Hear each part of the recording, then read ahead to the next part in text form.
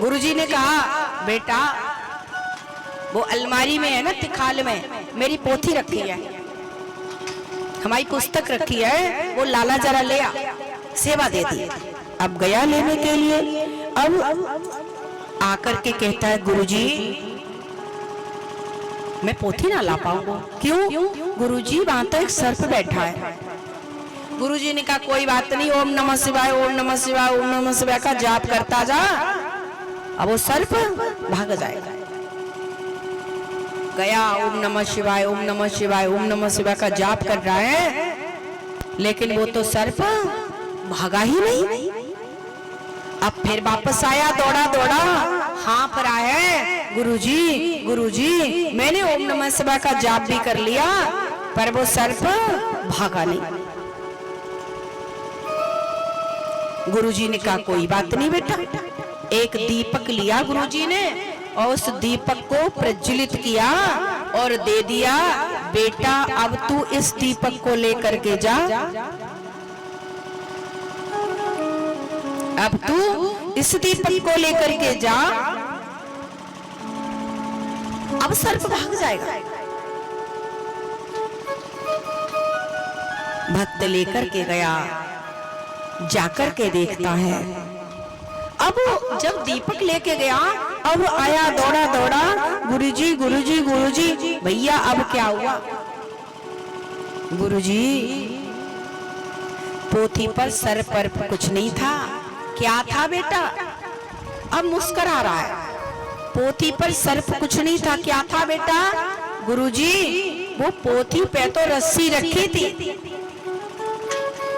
मुझे तो समझ में नहीं आ रहा था, रस्सी मुझे सर्प लग रही थी गुरुजी, मैं तो वैसे ही घबरा रहा था, इसलिए मैं हंस रहा हूँ कि देखो मेरे से बड़ा कौन बेवकूफ होगा। गुरुजी सर्प नहीं था, वहां तो रस्सी रखी थी। गुरुजी ने कहा, ठीक है, मेरा कार्य हो गया जो मुझे करना था। गुरु क्या करते हैं? तुम्हें सत्य का बोध कराने का प्रयास करते हैं। तुम्हारे मन में जो अंधकार बैठा है, अज्ञानता बैठी है, उसे निकालते हैं। जिस प्रकार से वो रस्सी थी, सर्प नहीं था, पर भक्त क्या समझ रहा था? यहाँ सर्प है। ये क्या है? प्रभु की माया जो नहीं है और दिखाई दे रहा है, वो है प्रभु की माया। और जो यथार्थ में जो रस्सी दिखाई प्रभु जी ने, जब गुरु जी ने दीपक प्रज्वलित करके दिया, प्रकाशित करके दिया, तब उसे जो रस्सी दिखाई दी वो यथार्थ स्वरूप है। जो दिखाई नहीं देता वो मेरा स्वरूप है, वही तत्व हूं मैं।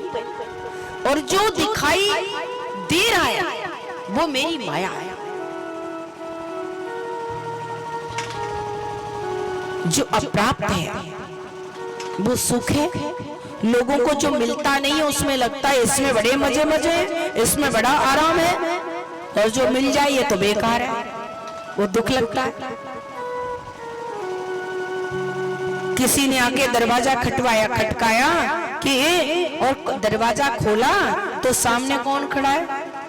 कौन खड़ा? मैया। मैया कहीं दरवाजा खोला तो एक मौसी जी खड़ी है, अंदर ले आए। अब श्रीमती जी मौसी को ले आई, चारपाई पर बिठा दिया, खूब खिला रही हैं, पिला रही हैं। अब कई दिन हो गए, मौसी जी की फरमाइशें बढ़ती जा रही हैं। हलवा ले आ, कचौड़ी ले आ, अब तो पकोड़े ले आ। अब तो फरमाइशें बढ़ती जा रही हैं। आज तो सेवा करते करते श्रीमती जी थक गई। पति के पास शाम को आई, सुनते हो जी ये तुम्हारी मौसी आ गई, इन्होंने तंग कर रखा, नाक में दम कर रखा, ये कब जाएंगे? पति बोला, अरे सावधान, ऐसे मत बात करना। मेरी मौसी कहां से आ गई? मेरी मौसी तो है ही नहीं। अरे कैसी बात कर दी? मैं कह दिन से सेवा कर रही हूँ, आपकी तो मौसी है। अब दोनों में चुट्ट बजाई हो गई, खूब चुट्ट बजा। वो कहे तेरी मौसी, वो कहे तेरी मौसी। अब खूब लड़ लिए तो कहा, भैया ऐसे तो कुछ निष्कर्ष निकलेगा नहीं, बेकार में लड़े जा रहे हैं। चलो मौसी जी को ही पूछ लेते हैं कि मौसी तुम हो किसकी मौसी। अब मौसी जी के पास गए, मौसी जी आप किसकी मौसी हो? मेरी किसकी? मौसी बोली ना मैं तेरी मौसी और ना मैं जाकी मौसी। फिर बोले जब तक लोग मुझे जानते नहीं है, पहचानते नहीं है, तब तक मैं रहती हूँ, और जैसे ही जान पहचान जाते हैं वैसे ही मैं चली जाती हूँ। मेरा नाम है माया मौसी, मेरा नाम है माया मौसी। ये जो दिख रहा है ये प्रभु की माया है, ये सब माया है। इस प्रकार